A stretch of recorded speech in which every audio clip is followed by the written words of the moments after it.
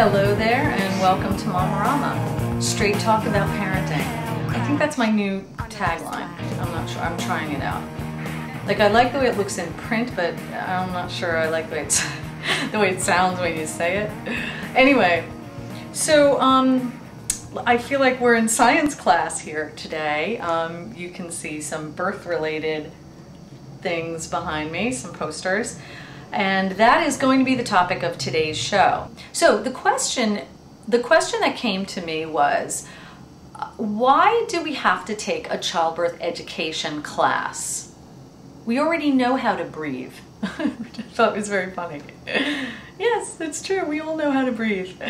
So I'm going to answer that question. And the first thing I'd like to say about that is childbirth education class is not just about breathing techniques. I think the notion of that really comes from one of the most widely known and well-branded of all the childbirth methods, which would be Lamaze. And Lamaze came up with this very elaborate idea about breathing through the contractions to get through each one in a natural childbirth setting. So I guess I have to say, forget what you know about that, because there is a lot to know about childbirth, and I do think it's very important to take a class and to learn what you can, so that when you go into it, you're not going in with a blank slate and just kind of like, I don't know, we just go to the hospital when she has a contraction. Well, it's not that simple, and not paying attention to the things that you need to know might not work out so well for you. So always better to be prepared, certainly in something as monumental as giving birth to your first child, which is when most people take a childbirth education class. Okay, so we're going to talk a little bit about the types of classes that are out there, what's available to you, and then I'm going to do a mini class right now, or just kind of start a class, and just to give you an idea of what can you expect in a childbirth education class, what kinds of things will you learn, and you know, maybe show you what you do know and what you don't know.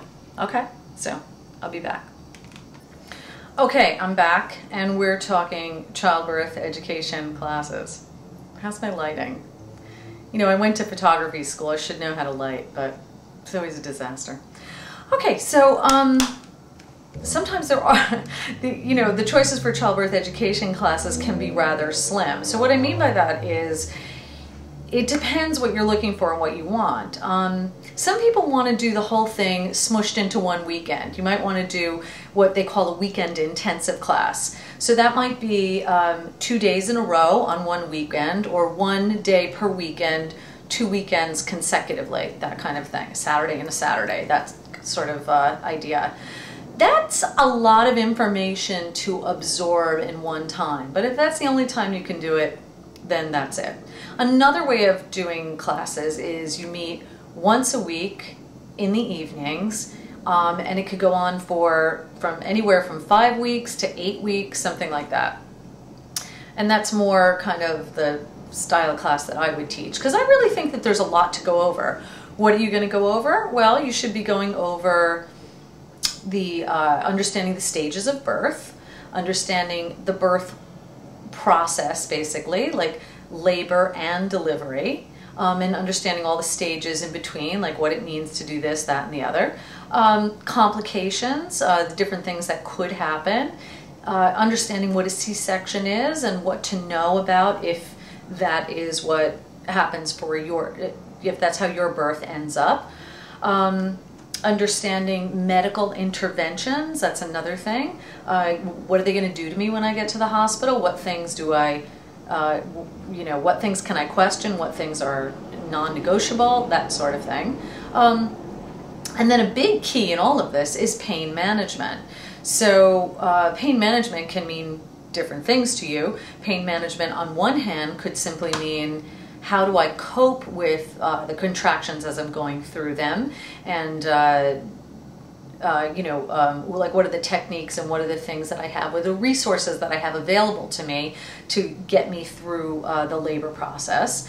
And then on the other side, what pharmaceuticals or what other pain management can be brought into a labor.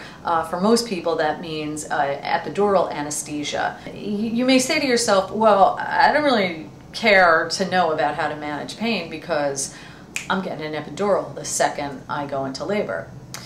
So it's important in a class to kind of go over what that means, because early labor can go on for a really long time. I'll talk about that when I go into the stages of labor, but it can go on for a long time, and you don't want to get an epidural in the first few hours of labor. It's not really beneficial for the entire process, and that's something else that I would explain. And you might be hard-pressed for, a hospital to just be like, oh, you're 2 centimeters dilated, come on in, we'll get you hooked up. I mean, they might do that, they might not necessarily want to do that, and there are good reasons for not doing that.